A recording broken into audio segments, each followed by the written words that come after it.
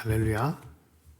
24일 토요일 에스겔서 12장의 말씀으로 함께 은혜를 나누겠습니다.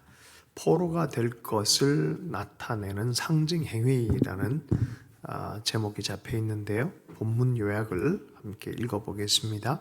시드기야 왕 때 예루살렘 성 멸망과 백성들이 바벨론에 포로되어 끌려갈 것을 포로 행장을 꾸리는 상징적 행동을 통해 예언한다. 요약하면 유다 왕과 백성이 바벨론 군대에 의하여 포로가 되어 끌려간다는 내용이다. 계속해서 우리가 이 이스라엘의 포로가 되어진 장면을 통하여 하나님의 마음, 또 반면 교사와 같은 이스라엘을 두고 하나님의 마음과 하나님의 뜻을 어둠 속에서 빛을 발견하는 그런 은혜의 시간 되기를 원합니다. 12장의 말씀, 우리 1절부터 3절까지 말씀만 좀 읽어보겠습니다. 또 여호와의 말씀이 내게 임하여 이르시되 인자야, 내가 반역하는 족속 중에 거주하는도다. 그들은 볼 눈이 있어도 보지 못하고 아니하고 들을 귀가 있어도 듣지 아니하나니 그들은 반역하는 족속임이라. 인자야, 너는 포로의 행장을 꾸리고 낮에 그들의 목전에서 끌려가라. 내가 내 처소를 다른 곳으로 옮기는 것을 그들이 보면 비록 반역하는 족속이라도 혹 생각이 있으리라. 이 반역하는 족속 중에 거주하는도다. 그들은 볼 눈이 있어도 보지 못하고 하나님께서 이스라엘 백성들을 향한 이 마음은 예언적 행동을 통해서 에스겔에게 이런 예언적 행동을 통해서 표현해라라고 말합니다. 포로의 행장, 포로대에서 붙잡혀 가는 그런 모양들을 드러내줘라라고 말하는 거죠. 낮에는 그들의 목전에서 끌려가고 내가 저서를 다른 곳으로 옮기는 것을 그들이 보면 반역하는 족속이라도 혹 생각이 있으리라 라고 표현되어져 있는데요. 이 족속에 대해서, 이스라엘에 대해서, 유다백 족속에 대해서 계속해서 반역이란 단어를 사용해요.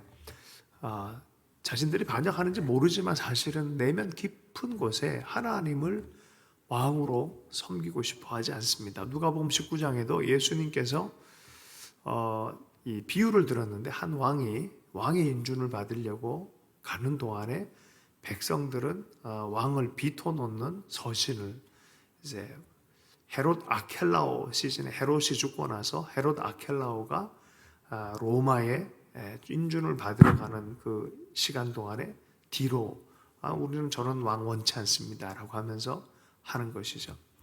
역사에도 그런 일들이 참 많이 있었고요. 실제로 사무엘 때 보면은 사무엘아, 너가 싫어서가 아니라 하나님에 대한 통치를 싫어하는 그 마음 때문에 왕을 세워달라고 그런다. 우리는 보이는 왕, 나를 지켜주고 내가 어떻게 보면 보이는 안전망이 되어질 또 왕적인 존재가 세워지길 원합니다. 그리고 보이지 않는 하나님에 대한 왕권에 대해서 끊임없이 반역을 하고 있는 것이 바로 이스라엘의 모습이에요. 태도를 보고 행동을 보면은 그 씨앗들이 있어요. 우리 속에 없다고 할 수 없어요. 왜 그러냐면 우리는 아담과 하와 이후로부터 우리의 유혹을 보면 하나님일지라도 내가 하나님처럼 되려는 욕망이 우리 속에 다 숨어져 있어요. 이게 인간이에요. 그래서 이스라엘을 구원하고 살리고 은혜 주고 늘 하나님이 섬겨줬지만 늘 그 속에는 반역의 역사가 있었다는 거예요. 반역의 마음이 있다는 거예요. 그것에 대해서 얘기하는 거예요. 자, 반역하는 족속이다.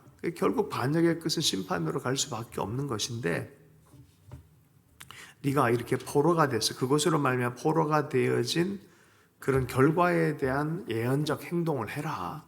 포로돼서 잡혀가는 것처럼 연기를 해라라는 거예요. 그 앞에서 혹 생각이 있으리라라고 표현하고 있어요. 아직은 무너지지 않았고 아직은 온전히 잡혀가지 않았으니까 생각과 각성을 통해서 회개와 돌이킴의 기회를 주려고 하는 하나님의 마음을 보게 되어집니다.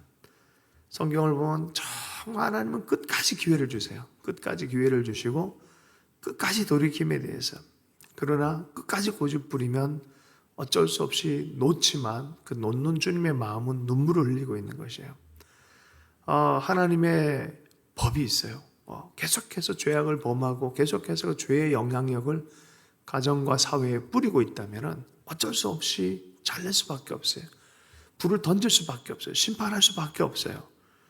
이들의 강포가 너무 심했어요. 하나님의 백성이라고 하기에는 너무나 예배가 달랐고 저들의 삶의 태도 자체가 하나님스럽지 않았습니다. 자, 그래서 에스겔에게 이런 포로의 행장으로 이렇게 얼굴은 이게 깜깜할 때 그들의 목전에서 어깨를 메고 나가고 얼굴은 가리고 땅을 보지 말고 또 이렇게 가리고 이러고 가는 거예요. 이렇게 붙잡혀 가듯이 행장을 꾸려서 가는 것입니다. 그런 모습을 보이라고 합니다. 7절 말씀 읽어보겠습니다. 내가 그 명령대로 행하여 낮에 나의 행장을 끌려가는 포로의 행장같이 내놓고 저물 때 내 손으로 성벽을 뚫고 캄캄할 때 행장을 내다가 그들의 목전에서 어깨에 메고 나가니라. 반역의 결과는 이렇게 되어질 건데 지금이라도 이러한 모습을 보고 생각을 해서 조금 돌아오게 하는 그런 기회에 대해서 얘기를 합니다. 태도들, 고집들 이런 것들이 고쳐지길 원하는 거예요. 자, 8절에 이튿날 아침에 여호와의 말씀이 또 내게 임하여 이르시되 인자야 이스라엘 족속 곧 그 반역하는 족속이라고 또 합니다. 내게 묻기를 무엇을 하느냐 하지 아니하느냐.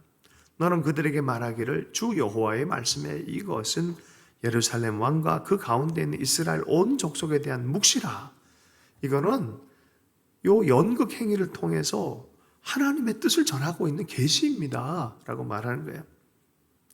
또 말하기를 나는 너희 징조라. 내 끌려가는 포로가 되는 것처럼 너희 운명이 이렇게 될 것이다 라고 말하는 거예요. 내가 행한 대로 그들도 포로로 사로잡혀 가리라 라는 예언의 묵시예요. 그렇다면은 아이고 어떡할 거라고 하면서 하나님 앞에 머무르고 정말 이들이 간절하게 하나님의 마음을 이해해서 혼자란 외계 참 60km로 달리다가 갑자기 돌아선다는 게 쉽지 않잖아요. 그럼에도 불구하고 브레이크를 잡고 뒤돌아설 그런 뼈를 깎는 각오로 태도를 고치려고 하는 그 마음이 있었더라면 이라는 한 번의 가정을 해보는 거죠. 한 번이라도 그렇게 했더라면 역사가 어떻게 됐을까? 달라졌을 거예요. 달라졌을 거예요. 어떻게 보면 그게 신의 한 수죠. 근데 계속해서 고집 부리는 거예요. 달라지지 않습니다. 13절 내가 또 내 그물을 그의 위에 치고 내 올무에 걸리게 하여 그를 끌고 갈대아 땅 바벨론에 이르리니 그가 거기에서 죽으려니와 그 땅을 보지 못하리라. 내가 그 호위하는 자와 부대들을 다 사방으로 흩고 또 그 뒤를 따라 칼을 베리라. 시드기야가 실제로 눈이 뽑혀서 가게 되어집니다. 자식들은 자기가 보는 눈앞에서 죽어가고 눈이 뽑혀서 잡혀가기 시작합니다. 예언 그대로 진행이 되어집니다. 그래서 때가 있어요. 돌이켜주는 시간이 있는데 절벽이 바로 앞에 있는데 60km 달리면 안 돼요. 자꾸 줄여서 멈출 줄 알아야 되고 돌아설 줄 알아야 되는데 태도와 마음을 그대로 가져갔다가는 늦어지는 수준이 있어요. 더 이상은 안 되는 수준이 있어요. 낭떠러져 떨어져 버리는 거죠. 아무리 늦춘데 너무 늦게 해버리면 떨어져 버리는 거예요.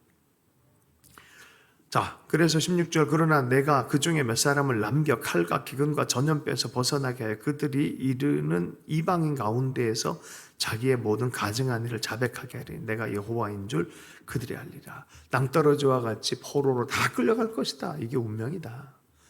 그런데 그들 중에 기적적으로 탑승했던 스타렉스에 살아남은 자들이 있다는 거예요.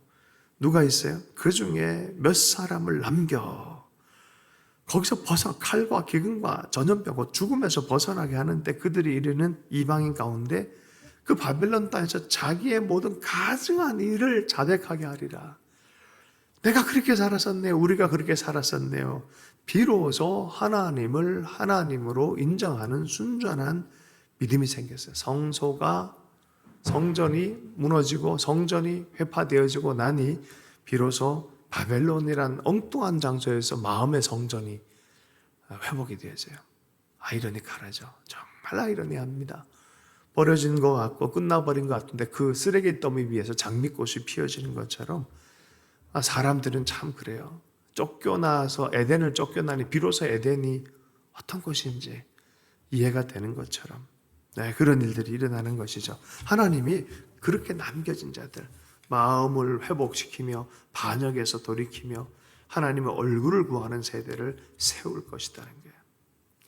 이제 너는 떨면서 내 음식과 이 음식을 먹으라. 근심하면서 물을 마셔라 라고 하면서 그 물을 마실 거. 왜 근심하고 떨면서 음식을 마셔야 됩니까? 물으면은 19절 이하에 보면 이런 말씀이 있어요. 이 땅의 모든 주민의 포악으로 말미암아 땅에 가득한 것이 황폐하게 됨이라. 무슨 이유예요? 하나님을 반역하는 체제 안에서 나오는 삶의 열매는 어떻겠습니까? 우상 숭배화되어지고 그것이 저주를 받아서 저주의 하나님 앞에 하나님 심판의 이유가 돼서 황폐하게 되어지는 거예요. 20절 읽습니다. 사람이 거주하는 성읍들이 황폐하며 땅이 적막하리니 내가 여호와인 줄 너희가 알리라 하셨다 하라. 왜 황폐해집니까? 인생이 왜 황폐해집니까? 그 주민들의 포악과 죄악 때문에 우리 어떤 인생 하나님의 사람들이 특별히 가난과 고난으로 초대받은 사람들이 있어요. 아주 특별한 사람들. 그러나 그들의 영혼을 보면 아주 고결합니다. 근데 그런 사람들을 제외하고는 대부분 삶이 꼬이고 힘든 이유가 있어요. 성경에서 보면 그런 이유가 분명히 있습니다. 왜 하나님의 나라 일들의 열매들이 자꾸 중간에서 떨어지고 어려워진 이유가 분명히 있습니다. 분명히 마음속에 품어야 되지 않을 마음을 품었다든지 죄악으로 달려갔다든지 하나님을 온전히 섬기지 않았다든지 하는 그러한 자기의 성에 대한 것이 있어요. 자, 그런 얘기를 하면은 에이 그런 예언은 무슨 말도 안 되는 얘기를 하냐. 우리 하나님이 사랑의 하나님인데 하고 막 살아요. 사랑의 하나님이라는 명목 하나 딱 세우고 하나님을 향한 마음의 태도는 전혀 하나님 인정하지 않는 우상숭배적 태도를 갖고 있어요. 지니 하나 얻은 것처럼 변호사 하나 얻은 것처럼 그분을 경외하지도 사랑하지도 않고 위기 때만 나가서 비비고 위기 때만 무속신앙하듯이 그냥 좀 도와달라고 비는 비굴해지는 그럴 때만 하나님 하는 그런 모습이에요.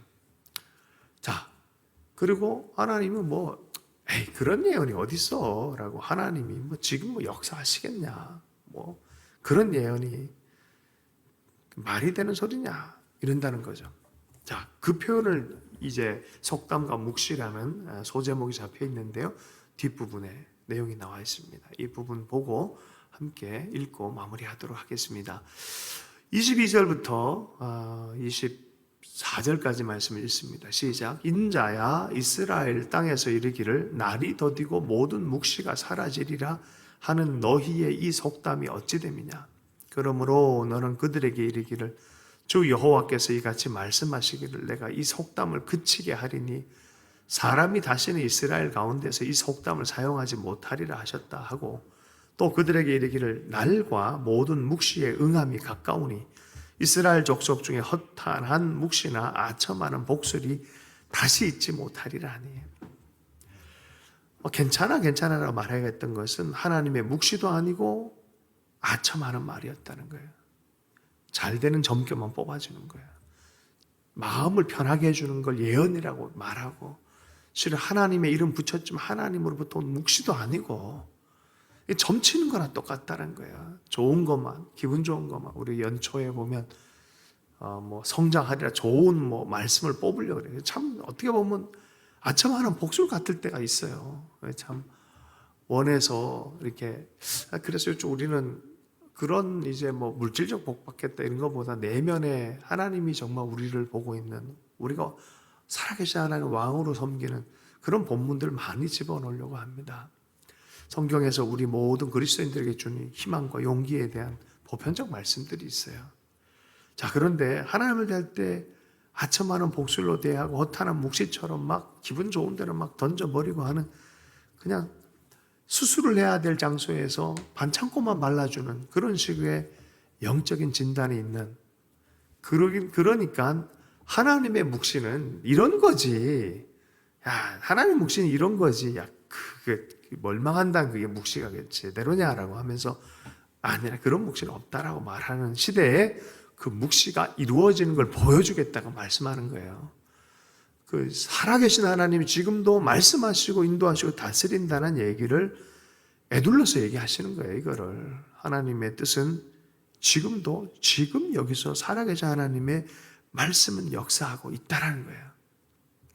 기분 좋은 대로 사람들 마음 맞춰주고 그게 하나님의 뜻이다라고 착각하면서 그것을 하나님의 섬김에 착각하면 안 돼요. 하나님 살아계신 하나님이십니다.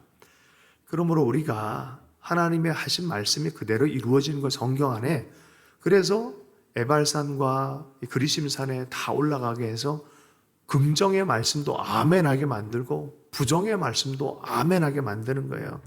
왜? 이런 하나님의 영적, 도덕적, 윤리적 원칙이 있다는 거예요. 그럼 우리가 그 원칙 안에 하나님의 뜻에 순복해 살아가는지 아닌지가 너무나 중요한 거예요. 말씀을 함부로 읽어서도 안 되는 것이죠. 그러므로 우리가 하나님을 경외한다는 게 무엇이겠습니까? 지금 여기서 살아계신 하나님이 말씀하시고 우리가 성경을 읽을 때 하나님의 뜻은 분명하다는 거예요. 거기에 맞춰 살 줄 아는 그런 반역하지 않고 순종하는 자들, 원칙이 있어요. 뜻이 있어요. 내 마음대로 하는 거는 하나님께서 기뻐하는 일이 아닌 것이죠. 27절에서 28절 말씀 마무리하고 마치겠습니다. 인자야 이스라엘 족속의 말이 그가 보는 묵시는 여러 날 후의 일이라. 그가 멀리 있을 때에 대하여 예언하였다 하느니라. 그러므로 너는 그들에게 이르기를 주 여호와의 말씀에 나의 말이 하나도 다시 더디지 아니할 것이니 내가 한 말이 이루어지리라. 주 여호와의 말이니라 하셨다 하라. 여러분 두렵고 떨림으로 하나님 앞에 서는 것이 은혜인 줄로 믿습니다. 그리고 그것 때문에 주님이 십자가 지셨어요. 멸망에 대한 심판에 대한 말씀이 있어요. 그 길로 가면 망한다 그래서 최종적으로 그것을 구원하시기 위해서 예수님이 몸짓고 피 흘리며 우리의 죄와 저주를 심판을 가져가셨습니다. 문제는 그리스도를 품고 사랑하는 그 마음의 사람들이 또 그곳으로 갈 수는 없다는 거예요. 그 마음을 품었으면 주님의 마음과 동행할 줄 알 때 우리 가운데 심판이 아닌 하나님의 명령을 따라 성령 안에서 계속 순복하는 그런 역사, 회복의 역사, 승리의 역사가 드러날 줄로 믿습니다. 오늘 이것이 우리에게 반면교사의 귀한 은혜의 말씀이 되기를 원합니다. 주신 말씀 붙들고 함께 기도합니다. 너희 속에 이 마음을 품으라. 곧 그리스도 예수의 마음이라고 주님 말씀하셨는데 우리가 비워내고 내 뜻과 내 생각, 내 욕망 비워내며 주의 뜻과 하나님의 뜻이 온전히 부어진 바 되어져서 하나님 아버지 그리스도 예수의 마음이 가득 채워지기를 원합니다. 우리의 삶의 태도, 우리의 무의식적인 삶의 여러 가지 깊은 곳의 욕망들 하나님 이것이 주의 마음으로 다 정련되어지고 비워지고 깨끗하게 되어질 뿐만이 아니라 그리스도 예수의 마음으로 가득 채워지는 인생이 되어지기 원합니다. 혹 우리가 하나님의 경고를 받음에도 불구하고 반역의 마음, 자행자제하는 마음을 고집부리고 있는 지체들이 있습니까? 우리의 삶에 그러한 현장들이 있습니까? 우둔한 우리의 마음에 눈을 뜨게 해주시고 마음의 태도에 아버지 불을 밝혀주셔서 어둠에 거하지 않게 하여 주시고 온전히 주의 십자가 앞에 나오는 은혜를 품게 해주십시오. 예수 안에서 우리의 죄와 저주와 반역의 모든 것들이 십자가와 더불어 못 박혔음을 하나님 다시 한번 믿음의 눈으로 보게 해주시고 그리스도와 함께 죽고 그리스도와 함께 살아나는 성령의 충만한 인생 될 수 있도록 은혜 베풀어 주실 때 아버지 하나님 주 예수 그리스도의 영광을 더 보고 주 예수 그리스도의 그 복음의 초대 안에서 우리가 새로워지며 하나님 힘있게 성령 충만하여서 주의 나라의 일을 하나님과 더불어 순종하며 아버지 하나님 주의 일들을 감당할 수 있도록 역사해 주십시오. 주의 사역 가운데 주의 은혜를 더해 주시기를 간절히 기도합니다. 하나님의 영광, 하나님의 능력 그 안에서 함께 주의 나라를 일구어가는 것들을 알 수 있도록 은혜를 베푸시는 아버지 주말이 될 수 있도록 주일 또 예배가 될 수 있도록 예배한 은혜가 아버지 하나님 부어지고 충만히 흘러갈 수 있도록 역사해 주시기만을 간절히 기도합니다. 주의 능력 안에서 우리가 모든 것을 할 수 있느니라 말씀하셨는데 주 안에서 꿈꾸고 주 안에서 모험하며 주 안에서 동행하는 귀한 하나님의 역사가 있게 하여 주시옵소서. 이 아침에도 깨어서 기도하고 간구하는 하나님의 백성들 가운데 주님 은총을 허락해 주십시오. 오늘 하루도 주님께 의탁합니다. 충만한 은혜의 하루 될 수 있도록 역사해 주시고 주의 마음과 동행하는 하루 될 수 있도록 복 주시고 은총 허락해 주십시오. 주 예수님 축복하며 기도했습니다.